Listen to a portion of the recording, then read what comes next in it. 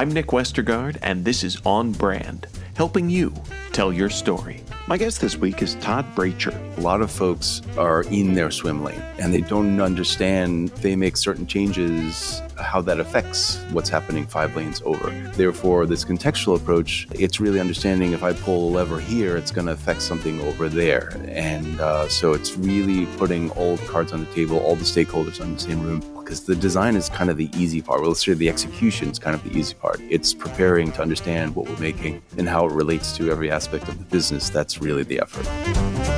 Todd Bracher is the founder of Bracher, an industrial design and advisory firm.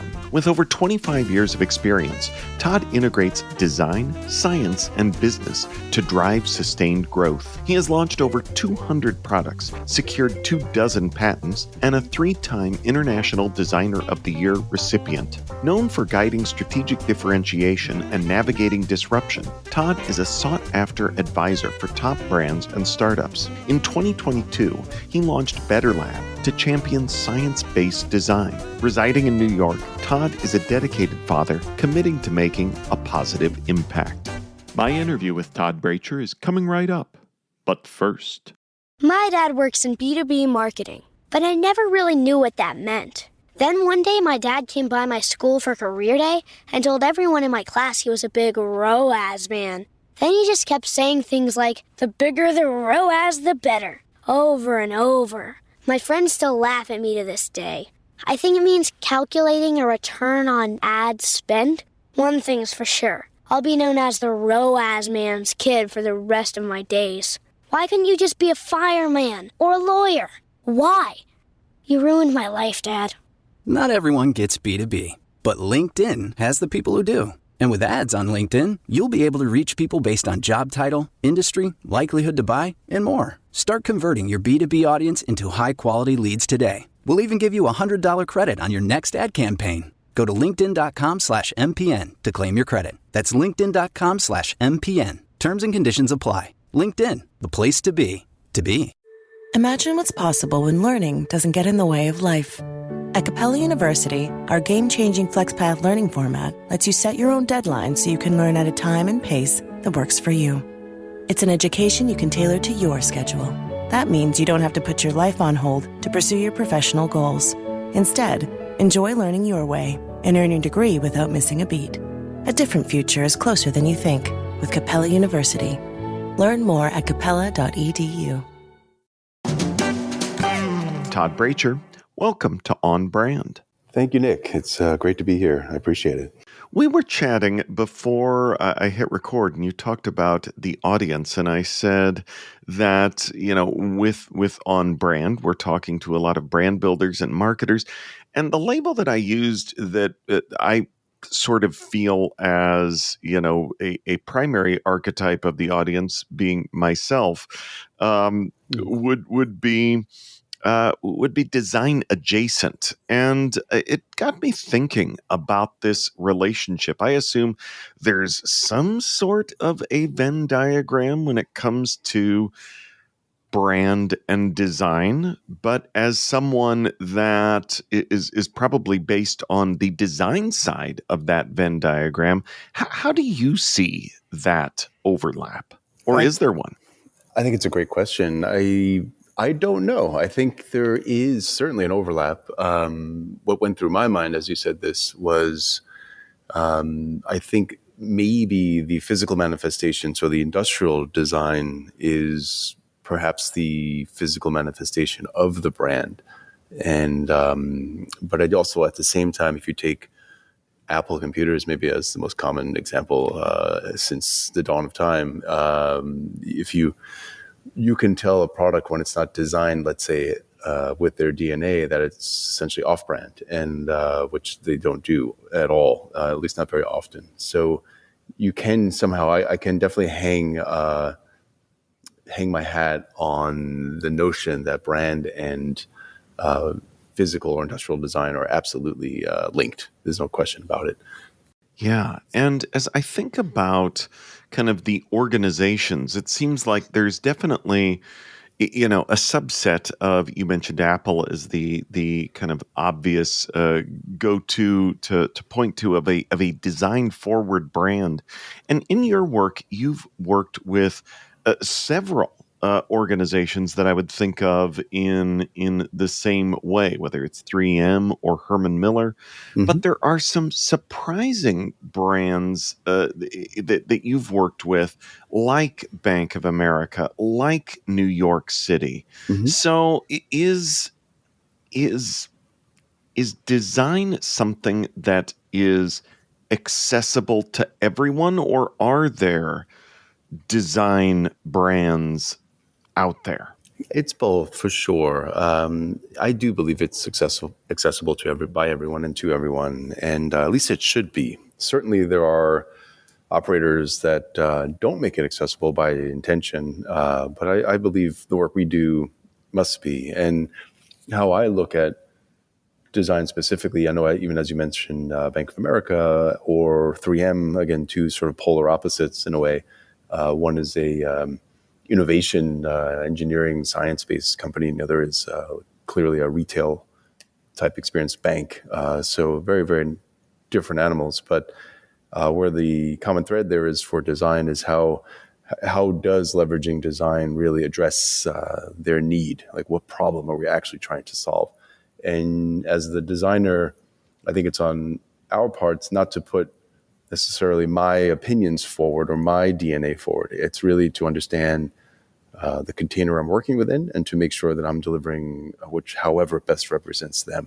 Well, and I love the notion of working with a city too. Mm. Selfishly, my wife is an elected official in our city, and I know that municipalities think about the design of that community, and you can definitely feel the difference Mhm. when you're in a community that's given some thought to design, as opposed to one that is kind of slapdash put together.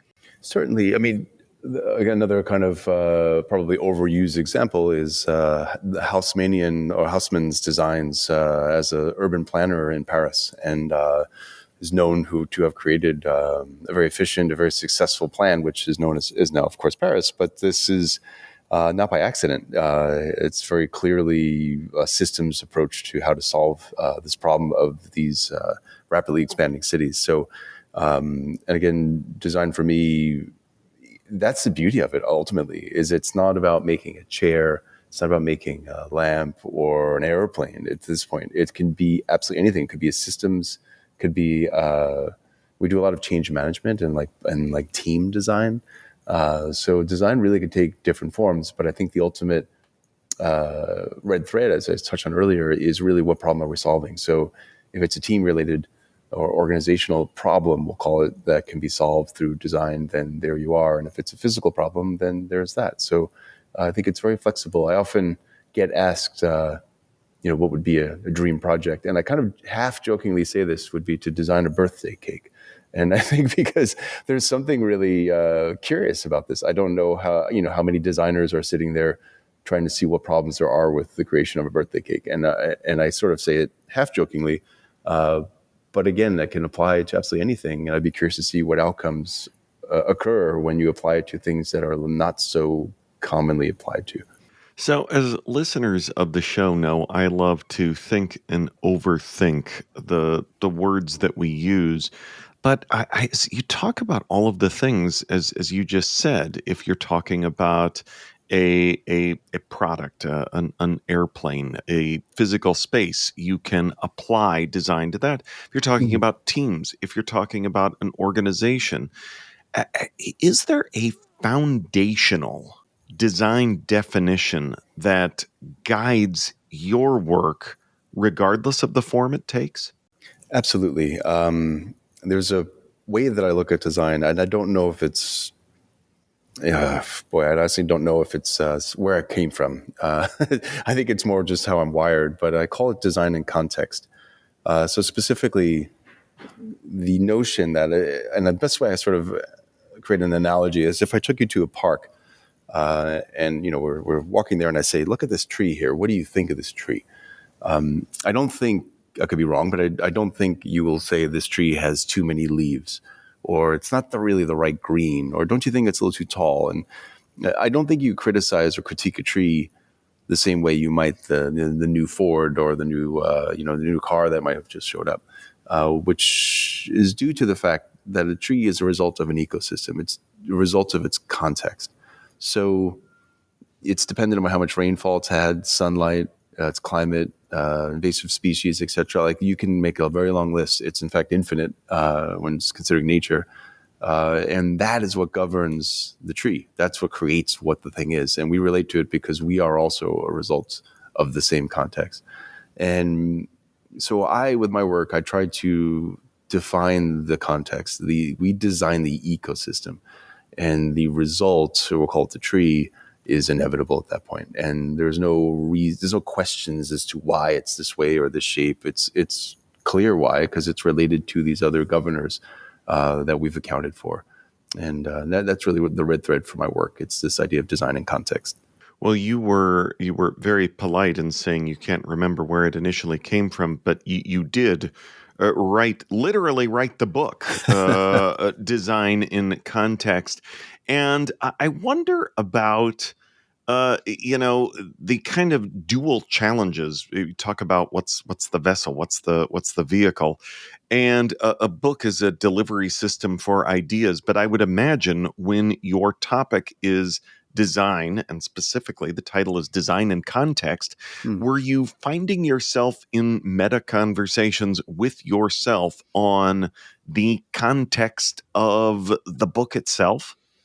Absolutely. The reason for this book, I've been, as you mentioned earlier, 25 years practicing what it is that I do. And I know it's a bit of an upstream effort as a designer to really make change with a lot of the organizations around the world that we engage with. And the reason being, in my opinion, is design is not part of an MBA program. It's not something folks really who drive the ship necessarily understand. So for me, the patterns are repeating year after year, client after client, and we have to sort of take a journey with them to help them understand really how design can help unlock growth and differentiate the business. And therefore, the playbook, I hate to sort of simplify it, is this approach I have, design in context. So I decided to put it in book form. And if folks can self-help, it's even better. It's a kind of please read before we meet kind of thing, so folks can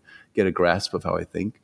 And it's ultimately there to help really remove opinions from this process. And the work that I do, I don't couch it in my opinions. That's really the whole point. And so I think, the notion of this integrating design and context into the business, it needed to be done and to be articulated, in my opinion, through book form. On Brand will be right back after this. My dad works in B2B marketing, but I never really knew what that meant. Then one day my dad came by my school for career day and told everyone in my class he was a big ROAS man. Then he just kept saying things like, the bigger the ROAS, the better, over and over. My friends still laugh at me to this day. I think it means calculating a return on ad spend. One thing's for sure, I'll be known as the ROAS man's kid for the rest of my days. Why couldn't you just be a fireman or a lawyer? Why? You ruined my life, Dad. Not everyone gets B2B, but LinkedIn has the people who do. And with ads on LinkedIn, you'll be able to reach people based on job title, industry, likelihood to buy, and more. Start converting your B2B audience into high-quality leads today. We'll even give you a $100 credit on your next ad campaign. Go to linkedin.com/MPN to claim your credit. That's linkedin.com/MPN. Terms and conditions apply. LinkedIn, the place to be, to be. Still getting around to that fix on your car? You got this. On eBay, you'll find millions of parts guaranteed to fit. Doesn't matter if it's a major engine repair or your first time swapping your windshield wipers. eBay has that part you need, ready to click perfectly into place for changes big and small. Loud or quiet, find all the parts you need at prices you'll love. Guaranteed to fit every time. But you already know that. eBay. Things. People. Love. Eligible items only. Exclusions apply. Now, back to the show.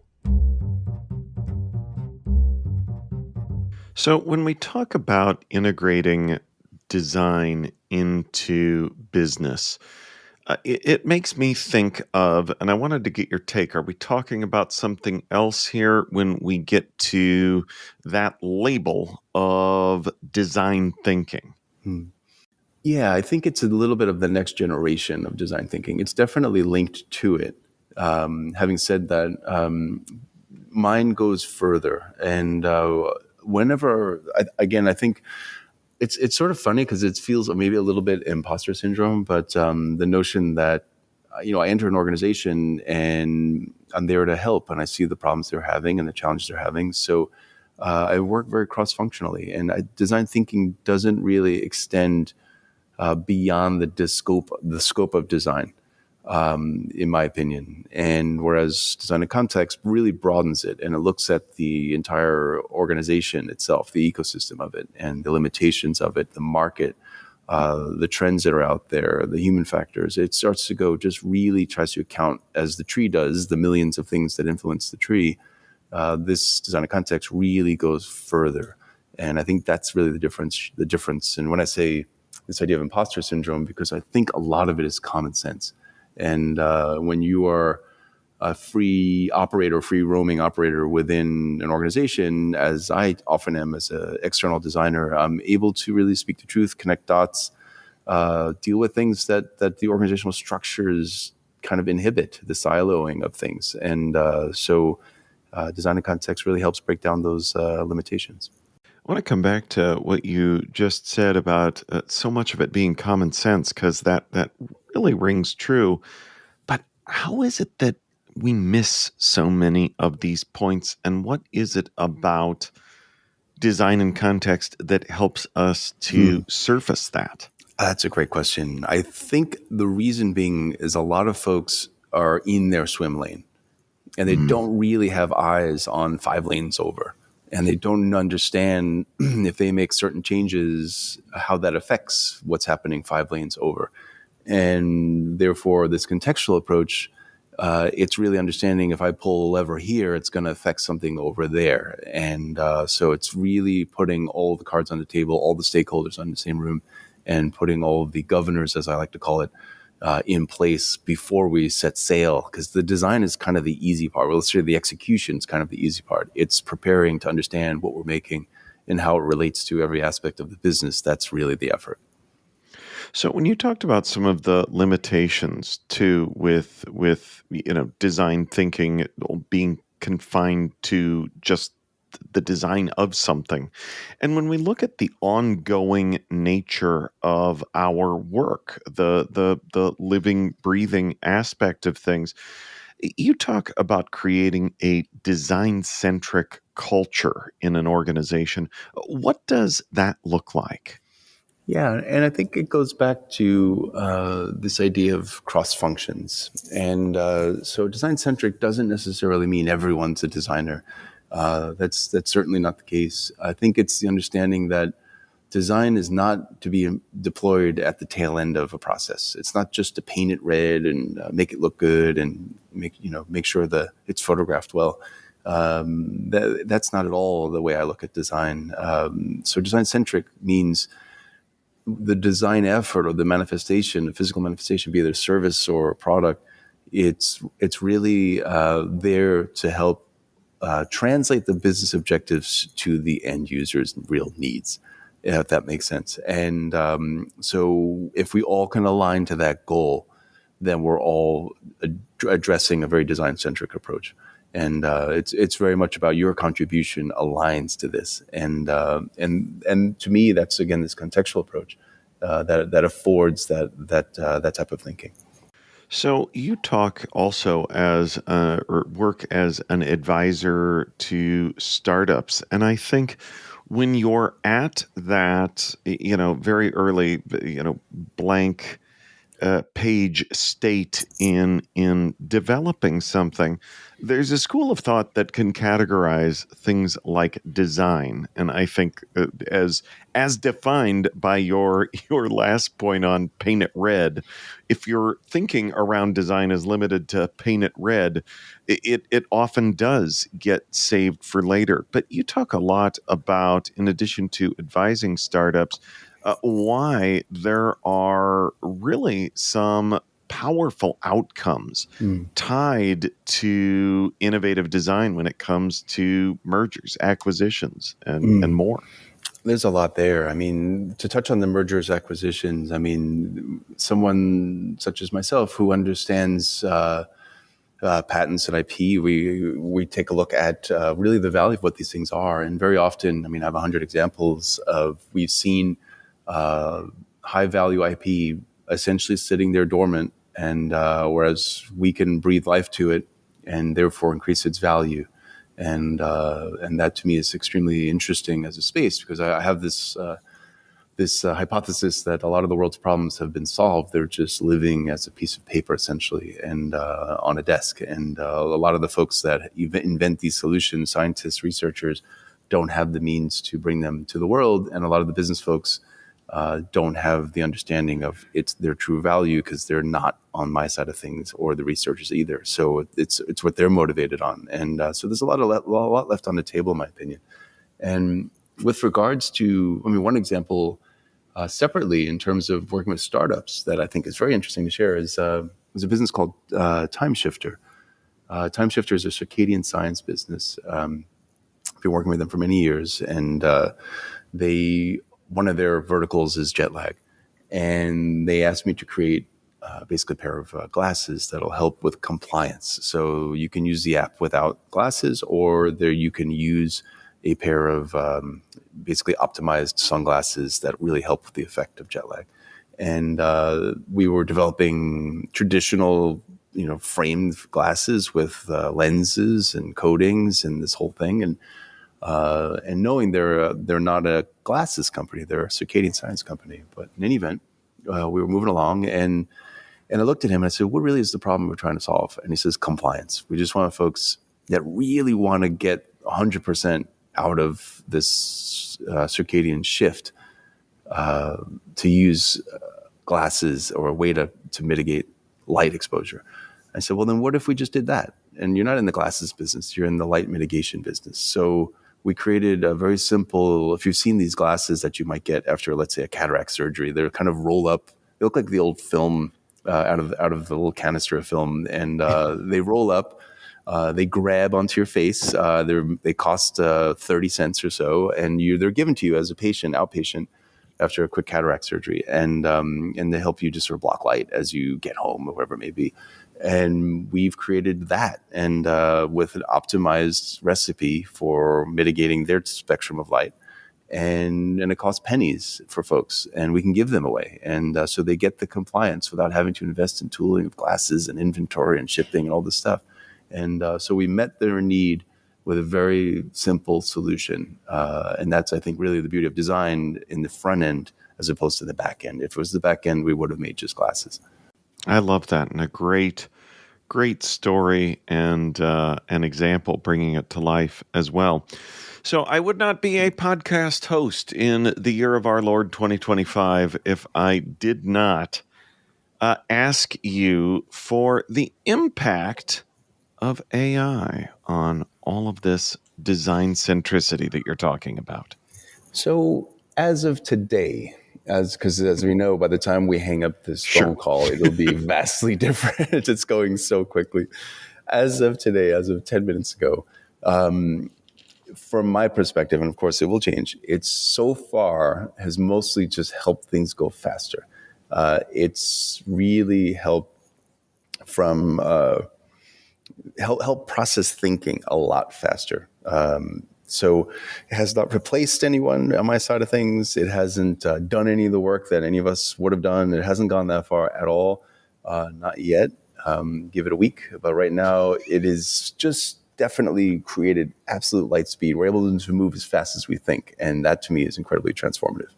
Well, that was echoed in last week's guest. We talked with Jennifer Van Dyke, the CEO of Superplastic, and they talked about that on their side. They've actually hired more creatives for the very reasons that you're talking about, because it is adding bandwidth on that side as well. So Makes sense. So as we wrap up our conversation, which has made me smile many times, it is now my turn, Todd, to get to ask you for a brand that has made you smile recently. That's a great question. It's a funny thing. I have recently gotten a laptop sleeve, and it's a strange example, but it's a perfect one, I think, for this. A company called Baggu. They make kind of low cost, kind of low effort, really sweet bags. And they have this one particular laptop sleeve that's basically adorned with little smiley faces. And it's yellow, and it's got these little round smiley faces. And every time I look at this thing, I absolutely light up. And I have two small boys, a 10 and a 9-year-old. And I kind of test it out. And when we're taking them to school, it's early in the morning, and they kind of have their I don't want to go to school face on. I let them peek at this little laptop case, and then they start to laugh. And I realize it really does work. So there's something to this idea of seeing something happy really does, it really is contagious. Oh, I love that smile, and smile within, or several smiles on the laptop case and on the faces of your kids. So where can folks go to learn more about who you are and what you do? Sure thing. I have, of course, website, toddbracher.com. There you'll see a bit of my work and how we help businesses. And then, of course, Design and Context, a framework for strategic differentiation, is a book that we released in this past June. So that's available everywhere, including Amazon. So and anyone that has a chance to give it a read, I'd love to hear from you. So and welcome any feedback anytime. Awesome. Well, we will link up to that in our show notes, which folks can find at onbrandpodcast.com. Todd Bracher, thanks for being on brand with us. Thank you. Appreciate it. Thank you. On Brand is part of the Marketing Podcast Network. If you like what you're hearing, if we've made you smile, you can always listen free on Spotify, Apple Podcasts, or whatever your favorite platform may be.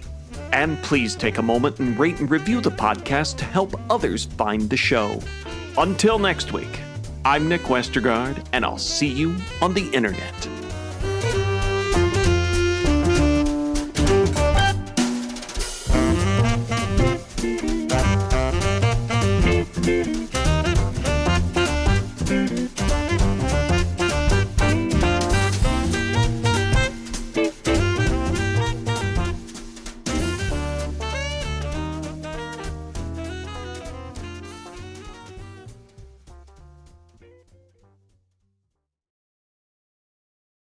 You may know you're listening to this show along the Marketing Podcast Network, but did you know there are other great shows on MPN to help your business? Hennika Watkis-Porter hosts The Entrepreneurial You, empowering entrepreneurs with insights on leadership, business, and success. Hennika, tell listeners what to expect from your show. So we provide innovative business strategies and practical solutions to common entrepreneurial challenges. And where can people subscribe? Find us at hennikawatkisporter.com, as well as the Marketing Podcast Network at marketingpodcasts.net, or search for it wherever you get your podcasts. You heard her. Go subscribe. This podcast is heard along the Marketing Podcast Network. For more great marketing podcasts, visit marketingpodcasts.net.